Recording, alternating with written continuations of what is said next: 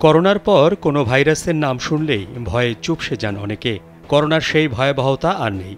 তবে ভবিষ্যতে এ ধরনের ভাইরাসের সংক্রমণের আশঙ্কার কথা প্রায় বলছেন বিজ্ঞানীরা। এবার সেই শঙ্কার মধ্যেই নতুন এক ভাইরাসের সংক্রমণ শুরু হলো। ভারতীয় সংবাদ মাধ্যম ইন্ডিয়া টুডে বলছে, উগান্ডার বুন্দিবুঙ্গিও জেলায় নতুন এই ভাইরাসের সংক্রমণ শুরু হয়েছে। এর নাম ডিঙ্গা ডিঙ্গা ভাইরাস।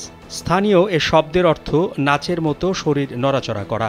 এরই মধ্যে প্রায় ৩০০ জন এই ভাইরাসে আক্রান্ত হয়েছেন, বেশিরভাগই নারী ও শিশু। এই ভাইরাসে আক্রান্ত হলে জ্বর আসে এবং দেহ কাঁপতে কাঁপতে নাচের মতো অবস্থা হয়। এক প্রতিবেদনে এই তথ্য জানিয়েছে সংবাদ সংস্থা IANS।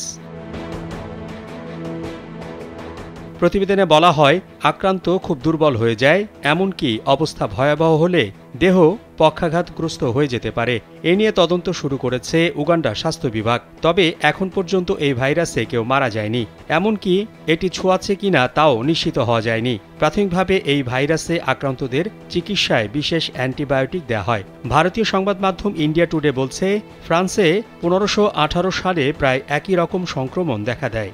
এই ডিঙা ডিঙার মতোই লক্ষণ ছিল ওই রোগের। সম্প্রতি কঙ্গোতেও এমন ভাইরাসের সংক্রমণ শুরু হয়েছে।